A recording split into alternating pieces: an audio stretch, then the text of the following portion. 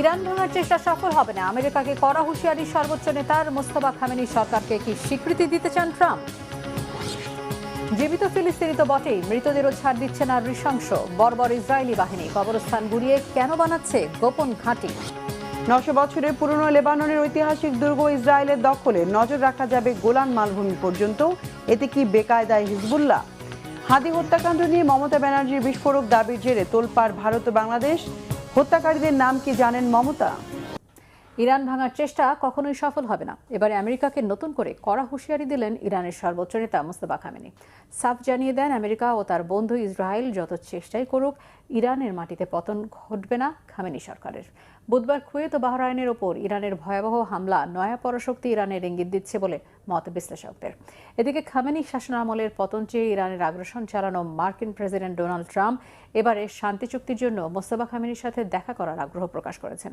এতে প্রশ্ন উঠেছে, যুদ্ধে হার আজ করে কি মোস্তফা খামেনির সরকারকে স্বীকৃতি দিচ্ছেন মার্কিন প্রেসিডেন্ট? কি বলছেন বিশ্লেষকরা? শহীদ আরাফাতের ডেস্ক রিপোর্ট। টানা ৪৭ বছর ধরে ইরানের ক্ষমতায় টিকে আছেন চরম ক্ষমতাধর খোমেনি ও এরপর খামেনি সরকার। আর তাদের এই সাম্রাজ্যের পতন যে খুব শিগগিরই হচ্ছে না, সেই জানানি যেন এবার উঠে এলো নতুন করে বৃহস্পতিবার প্রয়াত আয়াতুল্লাহ আলী খামেনির ছেলে মোস্তফা খামেনি হুঙ্কার দিয়ে বলেন, ইরানকে ভাঙার আমেরিকার চেষ্টা কখনোই সফল হবে না। আমেরিকা ও তার বন্ধু ইসরায়েল যত চেষ্টাই করুক, ইরানের মাটিতে পতন ঘটবে না খামেনি সরকারের। বিদেশি শত্রুদের কথায় কান না দিয়ে ইরানের জনগণকে ঐক্যবদ্ধ হওয়ার আহ্বান জানান তিনি। এই মুহূর্তে যুদ্ধে এগিয়ে থাকা ইরানের সর্বোচ্চ নেতা মোস্তফা খামেনি বলেন, ইরানকে গুড়িয়ে দিতে গিয়ে এখন অস্তিত্ব সংকটে খোদ ট্রাম্পের আমেরিকাই। বৃহস্পতিবার আয়াতুল্লাহ খোমেনির ৩৭তম শাহাদাত বার্ষিকীর অনুষ্ঠানে আবারও যুদ্ধের জন্য তৈরি হতে ইরানি নাগরিকদের আহ্বান জানান তিনি। বিশ্লেষকরা বলছেন, ইরান যে শুধু যুদ্ধে এগিয়েই নেই তাই নয়, বরং ইরান এখন মধ্যপ্রাচ্যের পরাশক্তি, যার প্রমাণ গেল বুধবারও দিয়েছে। হরমুজে ইরানের ট্যাঙ্কারে জাহাজে আমেরিকার হামলার জবাবে কুয়েত ও বাহরাইনে মিসাইল হামলা চালিয়ে ব্যাপক ক্ষতি করেছে তেহরান। ইরানের হামলায় পুরো ছাই হয়ে গেছে কুয়েত আন্তর্জাতিক বিমানবন্দরের একটি অংশ। খামেনি সরকারের অভিযোগ, ইরানে হামলা চালাতে আমেরিকাকে আকাশসীমা ব্যবহার করতে দিয়েছে কুয়েত ও বাহরাইন, তাই এই শাস্তি। আর ইরানের এমন জবাব রীতিমতো কান ধরিয়ে দিয়েছে আমেরিকা সহ মধ্যপ্রাচ্যের মুসলিম দেশগুলোকে। আর সে কারণেই কি ইরানের যে সরকারের পতন ঘটাতে দেশটিতে আগ্রাসন চালিয়েছিল ট্রাম্প প্রশাসন, সে সরকার প্রধান অর্থাৎ মোস্তফা খামেনির সাথে দেখা করতে চাইলেন মার্কিন প্রেসিডেন্ট ডোনাল্ড ট্রাম্প। তিনি দাবি করেন, শান্তি চুক্তিতে যেতে এখনো বেশ কিছু বিষয় অমীমাংসিত আছে, আর তার মীমাংসার জন্য ইরানের সর্বোচ্চ নেতা মোস্তফা খামেনির সাথে সরাসরি দেখা করা দরকার। চুক্তির মাধ্যমে ইরান তাদের সমৃদ্ধ ইউরেনিয়াম হস্তান্তর করবে বলেও এখনো স্বপ্ন দেখেন প্রেসিডেন্ট ট্রাম্প। আমেরিকান প্রেসিডেন্টের এমন ইচ্ছার পর প্রশ্ন উঠেছে, তাহলে কি ইরানের সরকারকে বৈধতা দিচ্ছে ট্রাম্প প্রশাসন? কারণ মোস্তফা খামেনির সাথে দেখা করার অর্থই হলো সে সরকারকে বৈধতা দেওয়া। এদিকে যুদ্ধের আরেক ফ্রন্ট লেবাননে যুদ্ধবিরতির পরও থামছে না ইসরায়েলি হামলা। বৃহস্পতিবারও হিজবুল্লাহ বাহিনীকে টার্গেট করে চালানো ইসরায়েলি ড্রোন হামলায় বেশ কয়েকজন লেবানিজ নাগরিক হতাহত হয়েছে। যুদ্ধবিরতি মেনে নিলেও পাল্টা হামলার জন্য প্রস্তুত আছে বলে জানিয়েছে ইরান সমর্থিত লেবাননের হিজবুল্লাহ গোষ্ঠী। যুদ্ধবিরতির মাঝেও হামলা চলায় আতঙ্কে লেবাননের অধিবাসীরা। অবশ্য ইরান আবারও সাফ জানিয়ে দিয়েছে, আমেরিকা শান্তি চুক্তির জন্য যতই চেষ্টা করুক, লেবানন সহ ওই অঞ্চলের সব ফ্রন্টে যুদ্ধ বন্ধ না হলে কোনো ধরনের চুক্তি করবে না তারা। ইসরায়েল যতই হুঙ্কার ছাড়ুক, হিজবুল্লাহকে বিলুপ্ত করার কোনো সুযোগ পাবে না বলে সতর্ক করে দিয়েছেন ইরানের পররাষ্ট্রমন্ত্রী আব্বাস আরাকচি। শেষ পর্যন্ত কোন দিকে গড়াবে পরিস্থিতি, যুদ্ধ হবে নাকি শান্তি আসবে, আসলেও কবে আসবে তা এখনো অনিশ্চিত।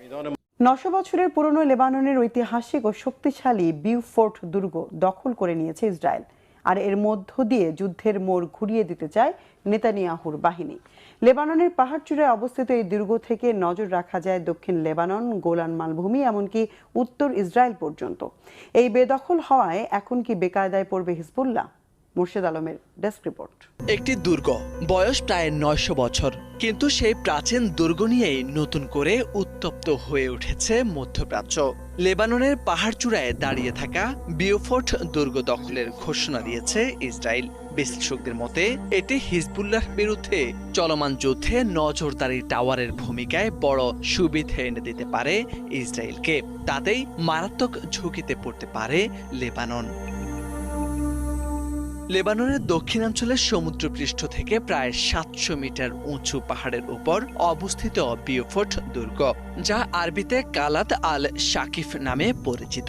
১২০০ শতকে ক্রুসেডাররা এটি নির্মাণ করে। পাহাড়চূড়ায় অবস্থানের কারণে এখান থেকে লিতানি নদী, দক্ষিণ লেবাননের বিস্তীর্ণ এলাকা, এমনকি উত্তর ইসরায়েল পর্যন্ত নজরদারি করা সম্ভব। কোনো একক শক্তি এটি দীর্ঘকাল শান্তিতে শাসন করতে পারেনি। শতাব্দীর পর শতাব্দী ধরে দুর্গটির নিয়ন্ত্রণ বহুবার হাতবদল হয়েছে।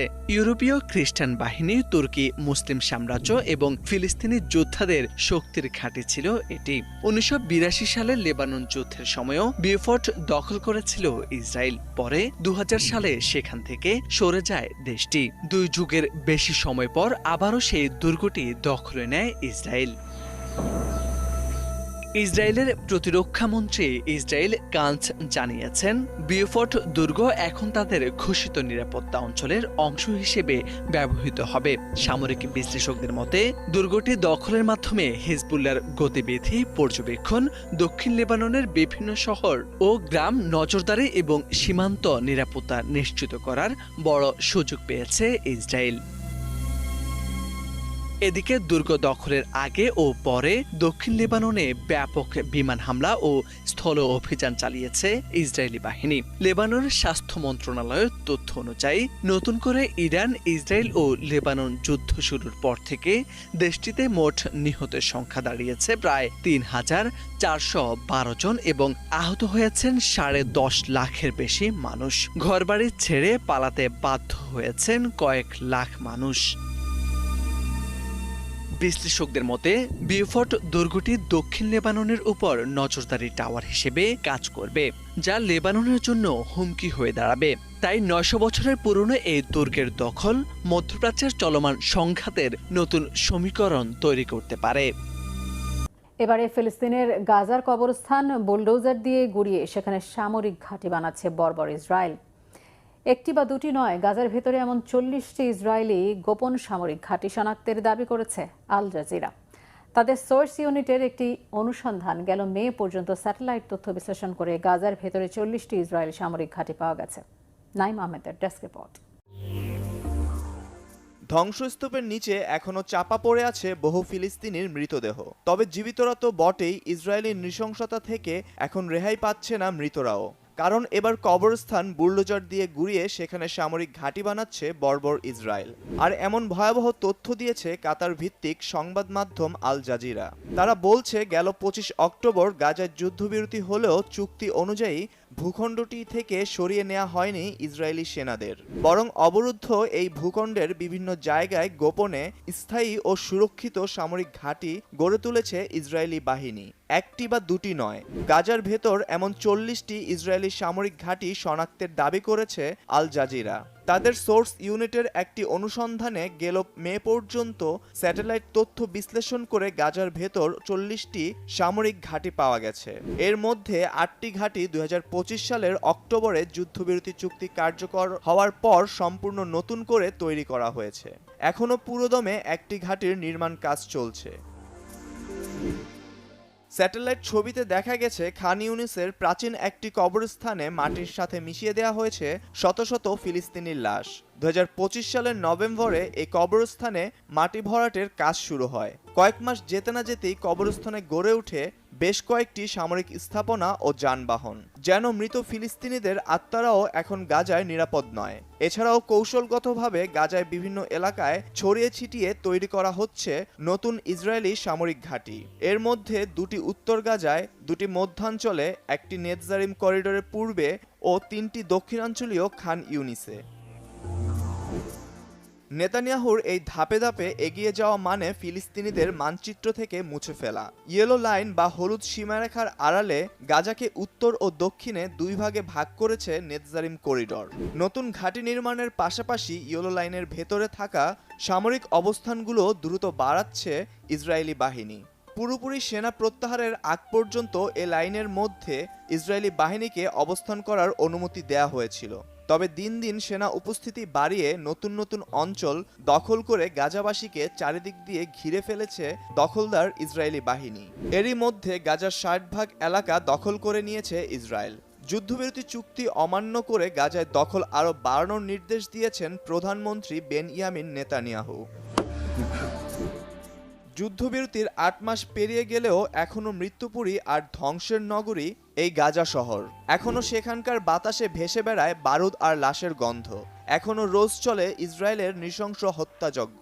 এখনো মধ্যরাতে ইসরায়েলি বিমান হামলায় কেঁপে উঠে নিরীহ গাজাবাসী। যুদ্ধবিরতির পর গাজা শহর নিরাপত্তা হয়নি, বরং প্রতিদিনই মারা যাচ্ছে ফিলিস্তিনিরা। আমরা ভোর ২:৩০টায় ঘুম থেকে উঠে দেখি হামলা চলছে। তারা বলে যুদ্ধ শেষ হয়ে গেছে, কিন্তু যুদ্ধ শেষ হয়নি। যারা মারা যাচ্ছে তাদের সাথে হামাসের কোনো সম্পর্ক নেই। প্রতিদিন আমরা শহীদ হচ্ছি, প্রতিদিন আমরা আহত হচ্ছি, প্রতিদিন আমাদের ঘরবাড়ি ধ্বংস হচ্ছে। এটা কোনো সমাধান নয়। আমরা দেশগুলোকে এই সমস্যার অবসান ঘটানোর আহ্বান জানাই। ইসরায়েল ও হামাসের মধ্যকার সব চুক্তির শর্ত এখন বন্দী শুধু এক টুকরো কাগজেই। ২০২৩ থেকে শুরু হওয়া এই হত্যাযজ্ঞ ও দখলদারিত্ব কেড়ে নিয়েছে ৭৩,০০০-এরও বেশি ফিলিস্তিনির প্রাণ, যার বেশিরভাগই নিষ্পাপ শিশু আর অসহায় নারী। এমনকি তথাকথিত যুদ্ধবিরতির পরের ৮ মাসেও ঝরে গেছে আরও ৯২৯টি তাজা প্রাণ।